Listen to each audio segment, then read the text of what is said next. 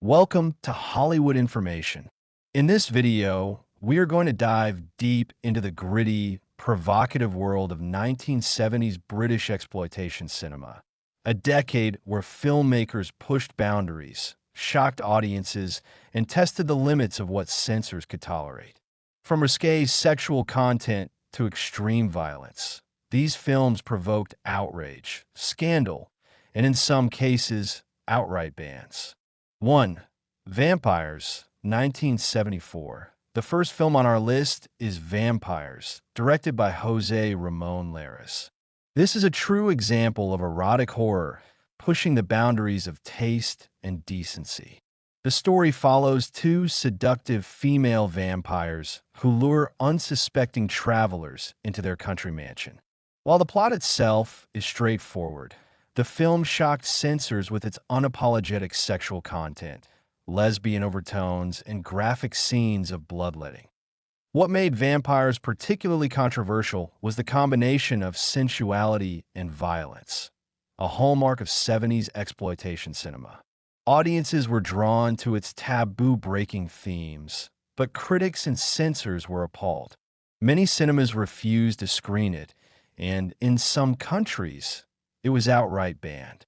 Over time, however, it has become a cult classic, praised for its atmospheric cinematography and subversive approach to sexuality. 2. The Blood on Satan's Claw, 1971. Next up is The Blood on Satan's Claw, directed by Piers Haggard. This film is a chilling example of folk horror, a uniquely British subgenre that blends rural settings with supernatural terror. Set in a 17th century village, the film follows a young man who discovers a demonic skull, triggering a wave of witchcraft and violence. Censors were particularly alarmed by the film's depictions of childlike witches committing horrific acts, sexualized rituals, and the extreme violence that punctuates the story. While tame by today's standards, its suggestion of corrupted innocence and satanic influence caused panic among 70s moral watchdogs. Today, The Blood on Satan's Claw is revered for its unsettling atmosphere and pioneering role in British folk horror. 3. Mumsy, Nanny, Sonny, and Girly, 1970. Directed by Freddie Francis. Mumsy, Nanny, Sonny, and Girly is a darkly comic, twisted tale about a dysfunctional family who kidnaps and tortures strangers for their own amusement. It was a sharp departure from the more conventional horror films of the era, blending black comedy with shocking violence. The film's bizarre combination of domesticity and sadism made censors nervous. Scenes depicting cruelty, sexual manipulation, and psychological torment were deemed highly inappropriate, leading to cuts and restricted screenings. Despite, or perhaps because of, its controversy, the film has developed a cult following. Its surreal tone and unapologetic cruelty make it a standout example of 1970s British exploitation. 4. Au Pair Girls, 1972. Au Pair Girls, directed by Val Guest, represents the softer, erotic end of the exploitation spectrum. Following four young women working as au pairs in London, the film offered risque humor, sexual innuendo, and titillating situations that pushed the envelope for mainstream British cinema. While tame compared to modern erotica, it was enough to raise eyebrows among censors and conservative viewers. The film capitalized on the sexual liberation of the 1970s, using nudity and sexual situations as a draw for audiences hungry for scandal. Au Pair Girls was commercially successful, proving that even lighter, cheeky exploitation films could cause a stir and attract attention.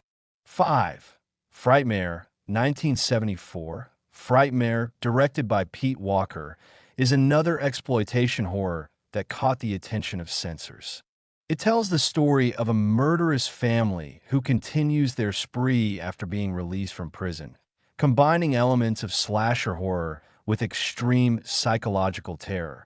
The film's unflinching depiction of violence, sexual assault, and psychological cruelty made it highly controversial. Walker was known for pushing censorship boundaries, and Frightmare was no exception. Its raw intensity ensured it was heavily cut in some markets, but its cult status has endured thanks to its combination of suspense and shocking imagery. 6. Come Play With Me, 1977. Rounding out our list is Come Play With Me, directed by George Harrison Marks. This softcore comedy became infamous not just for its sexual content, but for its extraordinarily long run in UK cinemas, which lasted over a decade in some venues. The film features risque humor, innuendo, and nudity that was shocking at the time, but relatively tame compared to more explicit works. What made it notorious was its persistence and popularity despite censorship attempts. It became a cultural touchstone for 70s British sexual liberation, illustrating how exploitation films could be both scandalous and commercially viable. 7. House of Whipcord, 1974, directed by Pete Walker again. House of Whipcord stands as one of the most infamous British exploitation films of the 1970s. This film explores sadism, corruption, and moral hypocrisy. It follows a sinister women's prison where the administration punishes immoral, young women with brutal discipline. Censors were alarmed by the film's sexualized punishment scenes, explicit whipping, and the dark portrayal of institutional power. It became a lightning rod for debates about morality in cinema. Despite, or because of, its notoriety, House of Whipcord cemented Walker's reputation as a master of shock and provocation. 8. Vengeance of She, 1972. Vengeance of She, directed by Cliff Owen, is a unique blend of adventure, fantasy, and eroticism that shocked audiences for its sexualized depiction of exotic cultures. The film follows a heroine with mystical powers who confronts enemies in a visually lush but morally ambiguous world. Censors were especially concerned with the sexualized fantasy sequences, nudity, and the blend of eroticism with violent action. Although it was marketed as a fantasy adventure, the film's sexual content made it a target for moral watchdogs, earning it a reputation as a forbidden spectacle of its time. 9. The Devils, 1971, directed by Ken Russell.